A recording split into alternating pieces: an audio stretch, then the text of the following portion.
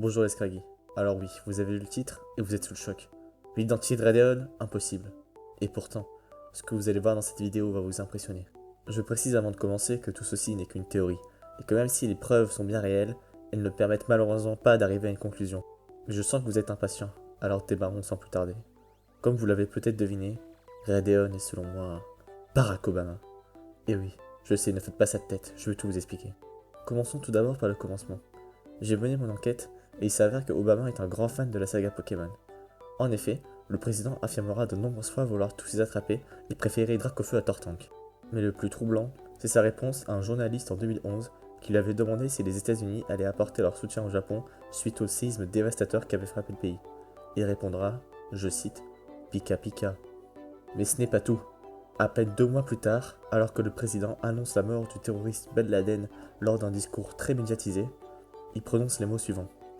I am pleased to announce that the terrorist Osama bin Laden has been killed by our special force, and that I will soon opening my Pokémon YouTube channel called Radeon. Cependant, nous le savons, la chaîne Radeon sera créée 9 ans plus tard. Il y a donc deux possibilités.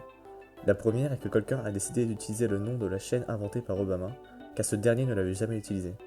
La deuxième, et la plus crédible, est que Obama, surchargé par ses mandats présidentiels et sa vie personnelle, n'a finalement pu créer sa chaîne que 9 ans plus tard.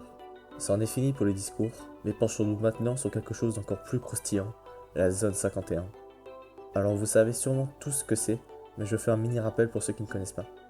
La zone 51 est un espace militaire situé au Nevada, où des tests sur des technologies militaires secrètes sont effectués.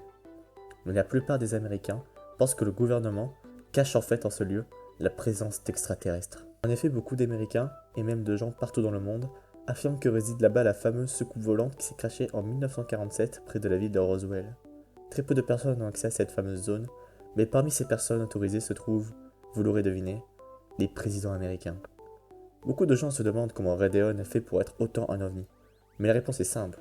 C'est Obama qui a demandé aux extraterrestres de Roswell le secret pour devenir un ovni, ce qui fait de lui le premier homme sur Terre à devenir un ovni. Maintenant que vous le savez, vous vous sentez bête de ne pas y avoir pensé avant, n'est-ce pas? Mais ne vous inquiétez pas, je ne m'en suis rendu compte que très récemment et il n'y a aucune honte à avoir.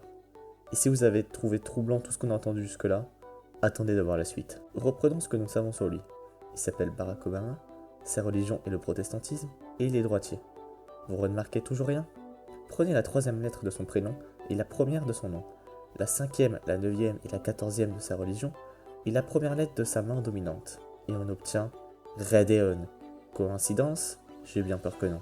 Alors normalement à ce stade de la vidéo, vous êtes déjà sur le cul. Mais ce n'est pas assez pour vous convaincre.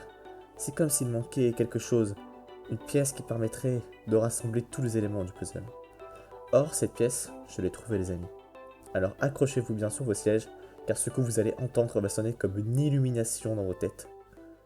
Avez-vous déjà vu Barack Obama et Radeon dans la même pièce?